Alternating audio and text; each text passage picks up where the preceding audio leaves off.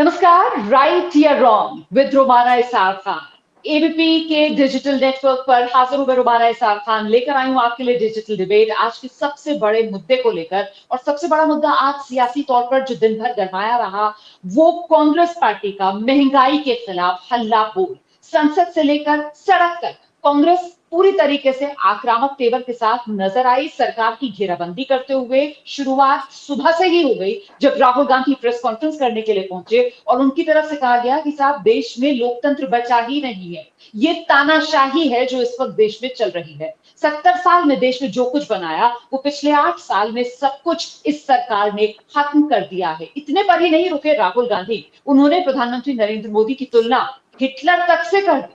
तो इन्हीं तमाम मुद्दों को लेकर आज डिजिटल डिबेट में चर्चा इस बात पर करेंगे कि कांग्रेस का सरकार पर प्रदर्शन वाला प्रहार राइट या रॉन्ग। दो खास मेहमान इस वक्त आप देख रहे हैं हमारे साथ इस डिजिटल डिबेट में शामिल हो रहे हैं। बीजेपी की तरफ से पार्टी के प्रवक्ता है महेश वर्मा, और आप देख सकते हैं पॉलिटिकल एनालिस्ट आशुतोष मिश्रा जी, जो कांग्रेस के पक्ष की बात रखेंगे, हमारे साथ मौजूद है। बहुत स्वागत आप दोनों का। शुरुआत महेश जी से करेंगे। महेश जी, बीजेपी को क्या लग रहा है सर, कांग्रेस का सरकार पर प्रदर्शन वाला प्रहार राइट या रॉन्ग? रॉन्ग, क्यों? बिल्कुल रॉन्ग। लोकतंत्र में तो सबको अधिकार है प्रदर्शन करने का। देखिए, प्रदर्शन की बात नहीं है। जिस तरह से देश हाँ। की साख पे पट्टा लगाने का आज जो काम किया है राहुल गांधी जी ने, जिन्होंने आज वो काम किया है जो अब तक किसी नेता के मुंह से हमने देश के बारे में इस तरह से सारे इंस्टीट्यूशनल जितने भी हमारी संवैधानिक संस्था है उसके ऊपर जिस तरह से उन्होंने सवालिया निशान खड़ा किया है, ये अपने आप में हास्यास्पद है, निंदनीय है। किसी भी राजनेता ने आज तक इस भारत के इतिहास में कभी इस तरह के सवाल नहीं खड़ा किए। या वो बेशक इमरजेंसी भी आई, लेकिन उस वक्त भी कभी हमने जो जुडिशियल सिस्टम था हमारा, जो सुप्रीम कोर्ट ने इंदिरा गांधी जी को इसी बात के लिए कहीं प्रताड़ित किया, उनको जेल भी भेजा। तो सवाल है कि आज जिस तरह से राहुल गांधी जी जो बात उन्होंने कही है, निश्चित रूप से वो बहुत ही हास्यास्पद है और निंदनीय है। और एक राजनेता के रूप में मैं ये कहूँगा कि देश के बारे में उनकी समझ जो कमजोर है वो एक बार फिर से उजागर हुआ है। मैं आशुतोष जी से जवाब लूंगी। आशुतोष जी, कांग्रेस का सरकार पर प्रदर्शन वाला प्रहार सर, और जिस तरीके से अपने हमले में राहुल गांधी, जो बीजेपी की तरफ से कहा जा रहा है कि साहब पीएम मोदी सरकार के बाद अब तो ये सीधे सीधे देश की आलोचना पर उतर आए हैं। क्या लक्ष्मण रेखा लांघ गए राहुल गांधी आज, राइट या रॉन्ग? रॉन्ग, क्योंकि राहुल गांधी ने वो गलतियां आपके सामने उजागर करी हैं जो कि बहुत ज्यादा लोगों को चिंतित कर रही हैं। जैसे अभी आप बात कर रही थी कि हिटलर से कंपेयर किया, तो उसकी वजह ये है कि एक देखिए माहौल बन गया है जहां पे जो भी प्रधानमंत्री और सरकार के खिलाफ बोलता है उसके पीछे ईडी सीबीआई इनकम टैक्स लगा दी जाती है। अभी आप बात कर रहे थे जुडिशरी की, तो अगर आप देखें तो बहुत सारे जजेस हैं जो जब सर्विस में थे तब भी उन्होंने नरेंद्र मोदी की पर्सनली बड़ाई करी, और जब वो जो है रिटायर हो गए तो उनको उसके हिसाब से जो है एडजस्ट किया गया। ये एक बहुत बड़ी वजह है, जबकि ऐसा लगने लगा है कि आज न्यू इंडिया में पंच परमेश्वर सिर्फ मुंशी प्रेमचंद की कहानियों में ही मिलते हैं। तो आप जब जो दर्द आम आदमी को हो रहा है और वो आपके सामने प्रस्तुत किया जाता है, जब उसको उजागर किया, क्योंकि सरकार डिनायल मोड में, वो ये मान के चलती है जो मोदी जी ने कह दिया कि सब चंगा सी, कोई नहीं है, सबके साथ बराबर। ऐसा नहीं हो रहा है। बुलडोजर कुछ ही खास लोगों के पीछे लगाए जाते हैं, ईडी सीबीआई कुछ ही खास लोगों, मतलब आपको दिल्ली हाईकोर्ट ने तो कह दिया ना कि आप एक दिन सुबह बुलडोजर लेके गिराने नहीं पहुंच सकते। और यहाँ पे जो है बुलडोजर के नाम पे न केवल एक बीजेपी प्रशासित प्रदेश में ये डराया धमकाया जाता है, बाकी प्रदेश में भाजपा प्रशासित है जो कहते हैं कि हम भी ऐसा करेंगे।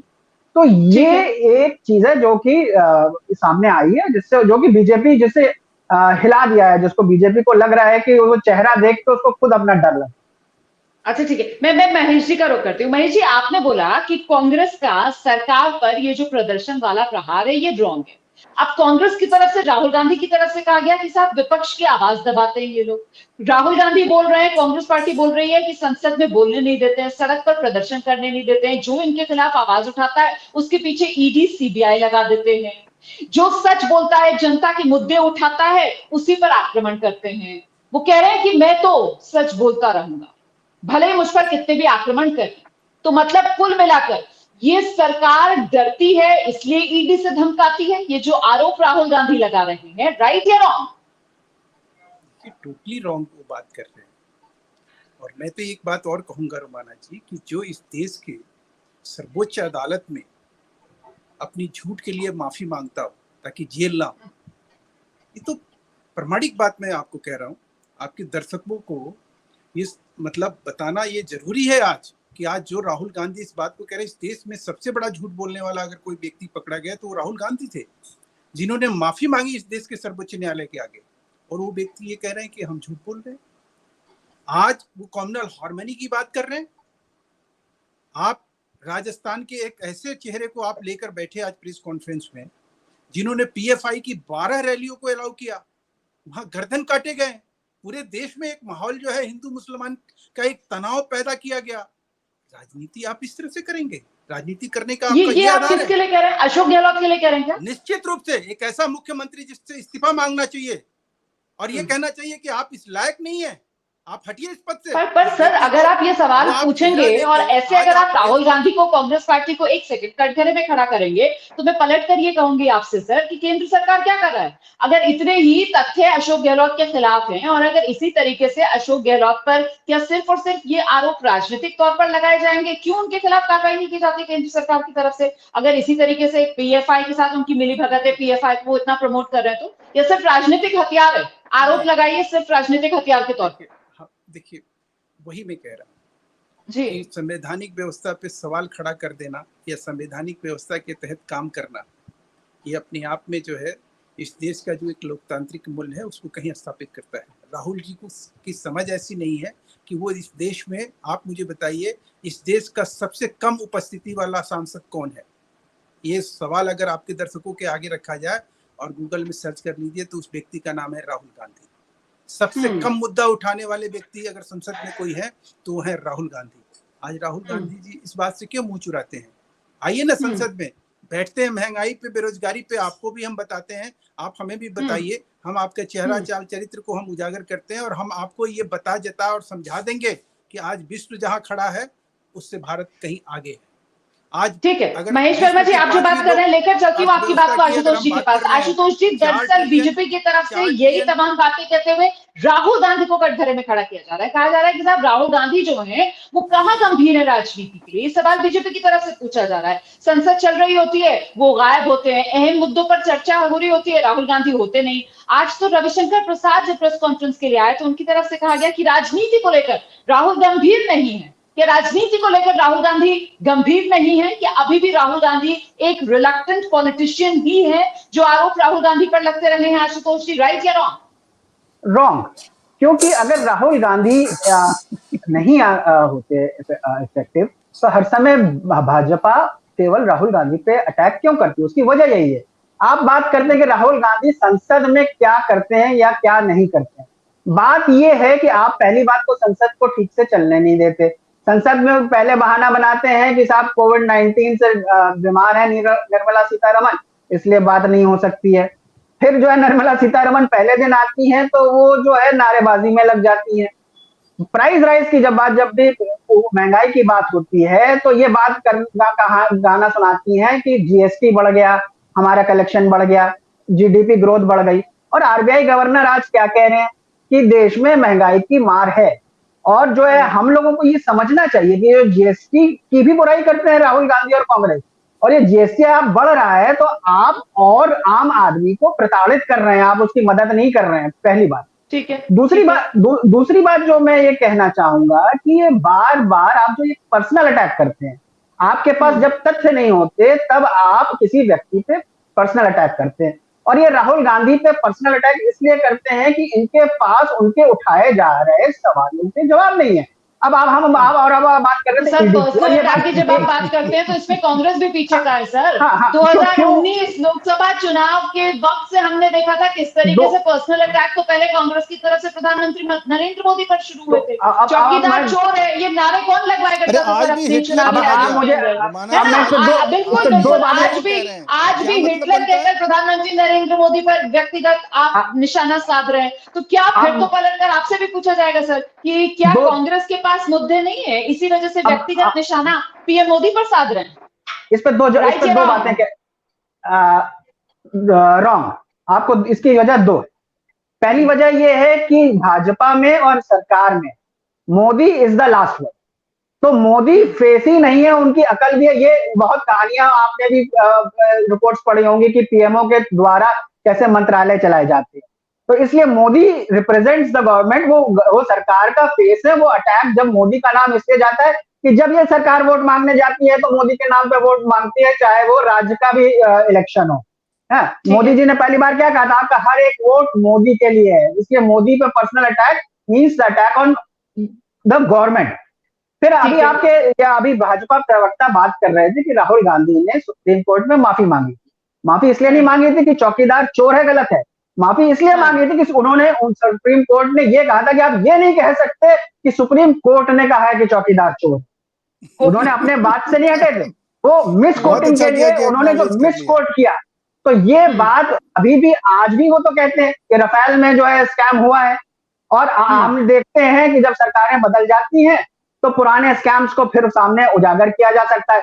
आप एक सील्ड एनवेलप में जवाब देके मोदी जी ने क्लीन चिट ले ली सुप्रीम कोर्ट से, लेकिन वो ये कहें कि जो है सब कुछ जो है उसमें साफ सुथरा है, ये कोई मानने को तैयार नहीं है जिसको फैक्ट्स माने। ठीक है, मैं महेश जी के पास आती हूँ। महेश जी, हम सब जानते हैं कि लोकतंत्र में जितना महत्वपूर्ण पक्ष का रोल है उतना ही महत्वपूर्ण विपक्ष का रोल होता है। हम जानते हैं किस तरीके से पक्ष और विपक्ष इस लोकतंत्र के चक्के को घुमाने में महत्वपूर्ण पहियों की तरह भूमिका निभाते हैं। ऐसे में सर, अगर राहुल गांधी या कांग्रेस पार्टी ये कहते हैं कि साहब हम विपक्ष में हैं, हम जनता के मुद्दे उठाएंगे, जनता के मुद्दे लेकर हम सड़क पर उतरेंगे, ये हमारा संवैधानिक अधिकार है, इसको हमसे कोई छीन नहीं सकता है, और ये कहते हुए अगर संसद से सड़क तक महंगाई को लेकर कांग्रेस घमासान करती है, तो फिर सर इसमें रॉन्ग क्या है? राइट या रॉन्ग? महंगाई के मुद्दे पर कांग्रेस का संसद से सड़क तक घमासान? नहीं, तो बिल्कुल ही रॉन्ग है, निहायत ही रॉन्ग है।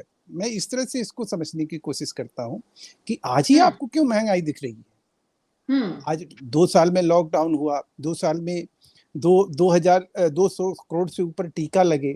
इस देश में जिस तरह की आर्थिक बदहाली आप लोगों ने अनुमानित किया था, या जिस तरह से आपने हो हल्ला हंगामा किया था, या कोरोना के ऊपर टीका लेने की बात हो, जिस तरह से आज आप सवाल खड़ा कर रहे थे कि यूएन की रिपोर्ट पे आपको विश्वास है, आपके अपने देश की रिपोर्ट पे विश्वास नहीं है। उस वैक्सीन को लेकर रोमाना जी, इसको कहा गया कि काफ को मार के उस वैक्सीन को बनाया गया था। इनका ऑफिशियल ट्विटर पे था कांग्रेस के। इस तरह के प्रोपगंडा करना, वो राहुल गांधी जो 1.5 साल के बाद उस कोरोना के टीका लेते हैं, जब प्रधानमंत्री टीका लेते हैं तो कहते हैं कि ये तो पानी लेकर जो है लोगों को बेवकूफ बना रहे हैं।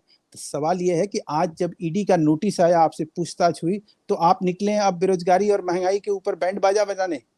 आप इस देश में आप कर क्या रहे हैं, लोग समझ नहीं रहे हैं। जनता जो है, आपके एबीपी के दर्शक इस बात को समझेंगे कि नहीं कि आज कांग्रेस इस चीज के लिए क्यों बोल रही है, आज ये मुद्दा क्यों उठा रही है, आज इसका कारण क्या है? क्योंकि सोनिया गांधी और राहुल गांधी जी को ईडी ने तलब कर लिया, और वो भी बीजेपी ने तलब नहीं किया। ये उस कोर्ट से पूछिए जिस कोर्ट के ऊपर इन्होंने आज सवाल उठाया है। इस कानून से, उस कानून के ऊपर, जो संविधान के ऊपर इन्होंने आज उंगली उठाई है, ये बरबस माफ करने वाली चीज नहीं है। इस देश के 135 करोड़ लोगों के अधिकार के ऊपर आपने सवाल खड़ा किया है। तो अब आशुतोष जी आप आ जाइए, और यही बेसिक मुद्दा है जो सत्ता पक्ष की तरफ से उठाया जा रहा है, और वो ये पूछ रहे हैं कि साहब ये ईडी का डर है क्या कांग्रेस पार्टी को? मतलब महंगाई जो है वो बहाना है, और दरअसल गांधी परिवार को बचाना है, इसीलिए संसद से सड़क तक ये संग्राम है सर। राइट या रॉन्ग? रॉन्ग, क्योंकि देखिए ये जो बात अभी कह रहे थे महेश जी कि ये पहले क्यों नहीं बातें उठाई गई, तो ये शायद भूल गए कि ये बातें बहुत सालों से उठ रही हैं कि महंगाई बढ़ रही, बेरोजगारी बढ़ रही, बेरोजगारी हिस्टोरिक हाई पे है। और भारत एक ऐसा देश है जहां पे जीडीपी चाहे बढ़ रही हो, चाहे आपके जीएसटी कलेक्शन बढ़ रहे हो, लेकिन नौकरियां नहीं बढ़ रही हैं, बेरोजगारी बढ़ रही है, लोग घर पे बैठे हुए हैं। ये बात एकदम स्पष्ट है। और कई जगह पे तो इस सरकार ने डेटा देना बंद कर दिया है जिसपे कि कैलकुलेशन होके असलियत आ सके। और जहां पे इनके पकड़े जाने का डर होता है, वो कभी जीडीपी का बेस ईयर बदल देते हैं, कभी जो है वो कहेंगे कि साहब हम ये हाउस होल्ड जो है सर्वे जो है उसकी फिगर्स नहीं आपको देंगे। तो ये एक बेकार की बात है कि ईडी बल्कि उल्टा है, ये ईडी के बहाने लटकाना चाहते हैं कि साहब ये आज रोजगारी और बेरोजगारी और महंगाई की बात इसलिए क्या हमें और आप जो आम आदमी है वो जो इसकी मार खा रहा है उसको मालूम नहीं है कि ये साहब महंगाई है। और ये ईडी असल में बहाना है। अगर अगर अभी संसद की बात हो रही थी तो इसी ईडी को जो कानून ताकत देता है वो इन्होंने केवल लोकसभा के में मनी बिल के थ्रू पास कराया था, राज्यसभा नहीं ले गए थे क्योंकि वहां पे इनके पास इतने वोट नहीं थे कि ऐसा जो है एक ड्रैकोनियन लॉ पास किया जा सके। तो ये मजाक इन्होंने बना रखा है और ये इस्तेमाल करते हैं कॉन्स्टिट्यूशन और कॉन्स्टिट्यूशनल अथॉरिटीज का टू आम आदमी को डराने के लिए और विपक्षियों को डराने और चुप रहने के लिए। ये तो महेश जी, ठीक है सर, ठीक है। तो महेश जी, ईडी जो है क्या वो डराने वाला हथियार है सर? क्योंकि कांग्रेस पार्टी की तरफ से कहा जा रहा है कि सरकार से बोलो महंगाई, तो सरकार कहती है महंगाई तो है ही नहीं। सरकार से बोलो बेरोजगारी, तो सरकार कहती है बेरोजगारी क्या है, बेरोजगारी तो है ही नहीं। सरकार से बोलो चीन, तो सरकार कहती है नहीं नहीं, चीन तो कहीं है ही नहीं। तो सर कुल मिलाकर ईडी के जरिए क्या विपक्ष को डराना है कि विपक्ष जनता के मुद्दे ना उठा सके? यही है पूरी रणनीति सरकार की, राइट या रॉन्ग? बिल्कुल रॉन्ग। मैं तो ये पूछना चाह रहा हूँ आज कांग्रेस के अपने मित्रों से या जो भी उनके प्रतिनिधि आशुतोष बैठे हुए हैं, जो इस चीज को शायद ये भी रेखांकित करने में अभी आपके इस प्लेटफॉर्म पे असफल रहे कि सवाल ये है कि आप जिस बेरोजगारी और महंगाई की आप बात आज करने चले हैं जी उसमें आपके पास आंकड़े होने चाहिए जी, उसको लेकर भ्रम नहीं होना चाहिए, उसके लिए दुष्प्रचार नहीं होना चाहिए। अगर देश की साख पे आप बट्टा लगा रहे हैं तो ये अपने आप में जो है आप एक ऐसा कुकृत्य कर रहे हैं देश के खिलाफ जिसको कभी देश माफ नहीं करेगा। सवाल ये है कि आज राहुल गांधी किस आरएसएस की बात कर रहे हैं? तो माने जी कह रहे हैं कि आरएसएस के लोग हर जगह घुसे हुए हैं। सर महंगाई और बेरोजगारी पर बात करें, मैं उसी पे इसमें तो कोई दो राय नहीं है कि महंगाई और बेरोजगारी की अगर मैं, बात की जाए तो सर बेरोजगारी 4 दशकों में सबसे ज्यादा इस वक्त देश में। जी आ जाइए, आप अगर महंगाई और बेरोजगारी पर ही रहते तो आरएसएस की बात नहीं करते ना। आरएसएस की बात हमने नहीं उठाई ना, हिंदुत्व की बात मैंने नहीं उठाई ना।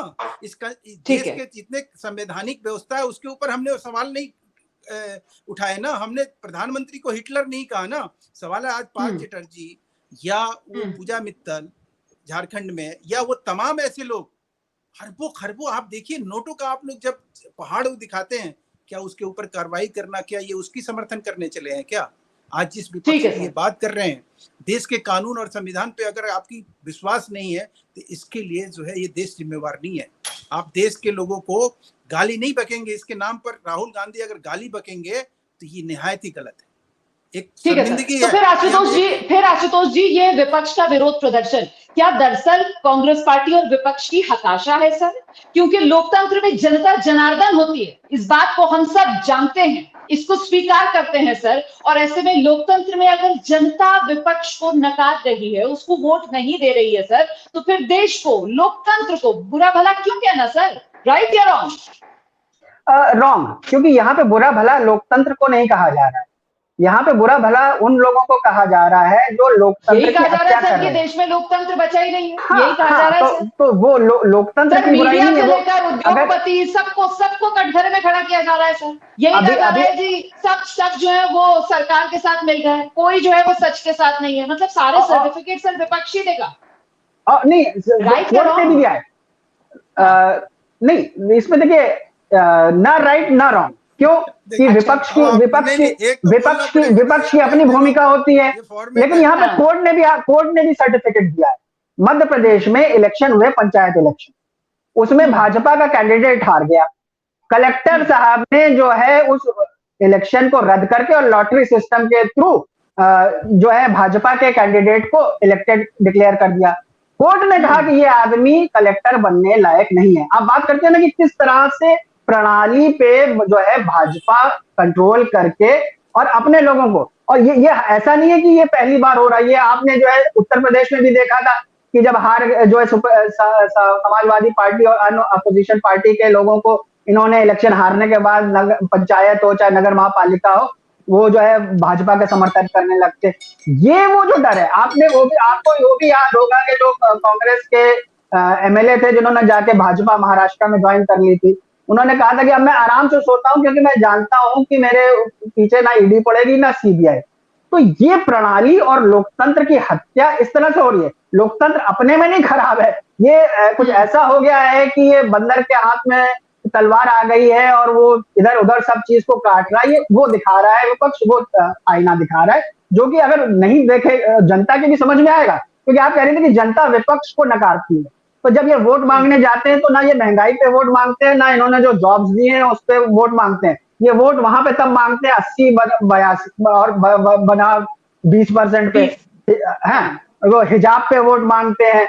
बात करेंगे कि जो है किस तरह से खतरा है कि हिंदू खतरे में। सर अगर इस दिशा में हम इस चर्चा को लेकर जाएंगे फिर ये चर्चा बहुत लंबी खिंच जाएगी सर, क्योंकि अगर सत्तापक्ष की तरफ से कहा जाएगा कि साहब हम तो विकास की बात करते हैं, हम तो एक्सप्रेसवे की बात करते हैं, हम तो बताते हैं किस तरीके से जो खतरे हैं उस पर सीधा पैसा जाता है, कैसे किसानों को सम्मान निधि मिलती है। सर वो बात बहुत फैलती चली जाएगी सर, आज कांग्रेस के विरोध प्रदर्शन की लेकर एक्सप्रेसवे नहीं, आप एक चीज बताइए, वो एक्सप्रेसवे जब 4 दिन में टूट जाता है तो करप्शन के लिए कौन पकड़ा जाए? इस डिजिटल डिबेट में मेरे साथ जुड़ने के लिए कुल मिलाकर लोकतंत्र है और इसमें उम्मीद हम ये करते हैं कि सियासत ऐसी होनी चाहिए जिसमें जनता का जो हित है वो किसी तरीके से सबसे आगे रहे और उसी को लेकर पक्ष विपक्ष राजनीति करें। लेकिन यहाँ फिलहाल जिस तरीके की राजनीति हो रही है उसमें दोनों पक्ष एक दूसरे को ये कहकर घेर रहे हैं कि साहब खुद को चमकाने के लिए या फिर ईडी के डर के चक्कर में